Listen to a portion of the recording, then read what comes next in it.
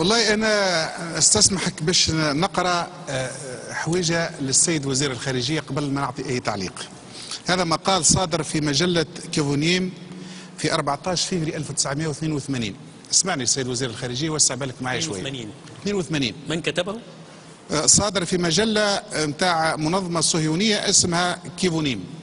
ونعطيه لك المصدر. شو يقول يا سيدي؟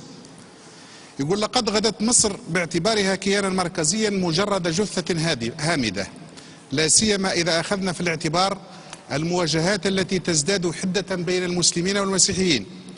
وينبغي أن يكون تقسيم مصر إلى دويلات منفصلة جغرافيا هو هدفنا السياسي على الجبهة الغربية خلال سنوات التسعينات. وبمجرد أن تتفكك أوصال مصر وتتلاشى سلطتها المركزية فسوف تتفكك بالمثل بلدان أخرى مثل ليبيا والسودان وغيرهما من البلدان الأبعد. ومن ثم فإن تشكيل دولة قبطية في صعيد مصر بالإضافة إلى كيانات إقليمية أصغر وأقل أهمية من شأنه أن يفتح الباب لتطور تاريخي لا مناص من تحقيقه على المدى البعيد.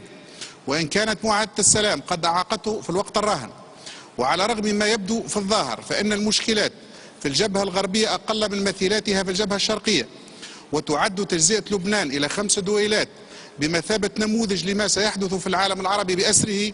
وينبغي أن يكون تقسيم كل من العراق وسوريا إلى مناطق منفصلة على أساس عرقي أو ديني أحد الأهداف الأساسية لإسرائيل على المدى البعيد.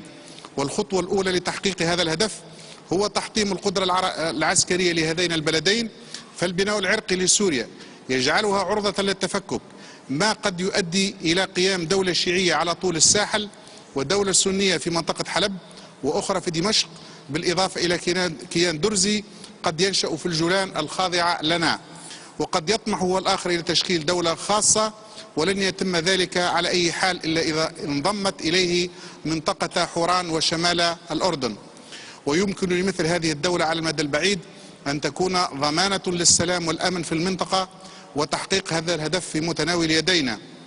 أما العراق ذلك البلد الغني بموارده النفطية والذي تتنازعه الصراعات الداخلية فهو يقع على خط المواجهة مع إسرائيل، ويعد تفكيكه أمرا مهما بالنسبة لإسرائيل، بل إنه أكثر أهمية من تفكيك سوريا، لأن العراق على المدى القريب أخطر تهديدا لإسرائيل.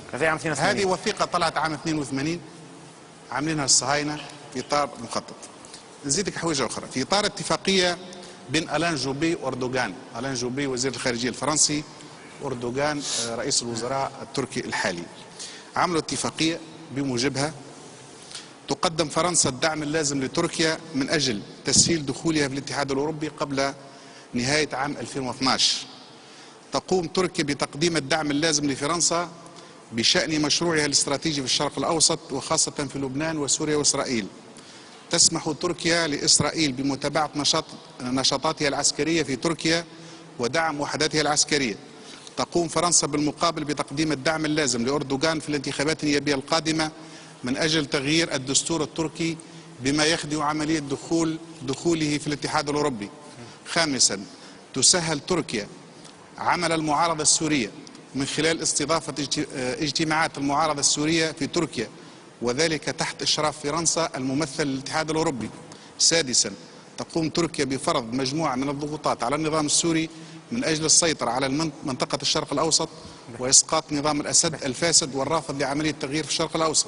واضح تحب تقول بأن هذا الكل يدخل في إطار السيد وزير الخارجية حبيت نقول له: كنا نتمنى من تونس الثورة أن لا تنحاز في صراع أهلي حركته الوكالات الاستخبارات العالمية، استغلت حاجة شعبنا في سوريا إلى الديمقراطية، استغلت حاجة شعبنا في سوريا إلى تغيير سلمي مثل ما حصل في تونس، وأججت صراع دامي عنيف من الهدف منه هو تفكيك أوصال سوريا، تفكيك أوصال المجتمع في سوريا، تحييد سوريا عن الصراع العربي الإسرائيلي، وهذا هو المهم.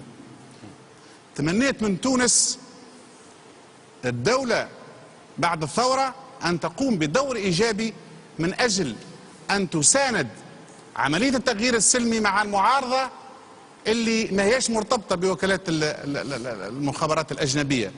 ولكن للأسف الشديد أن تونس أول من أطرد السفير السوري، وتونس اول من استضافت مؤتمر اصدقاء سوريا، هذا اللي يسمى مؤتمر اصدقاء سوريا اللي انعقد امس في مراكش باش يزيد يكمل الطبخه. انا نعتقد هذا ما يليقش بتونس الثوره، وما يليقش بتونس العروبه باش تدمر سوريا قلب العروبه النابض. قال شنو؟ قال لخاطر نحبوا نعملوا ثوره. الثوره راهي تغيير ايجابي مش ارتكاس الى الوراء، ومش كل عنف ثوره، مش كل عنف ثوره يهديكم.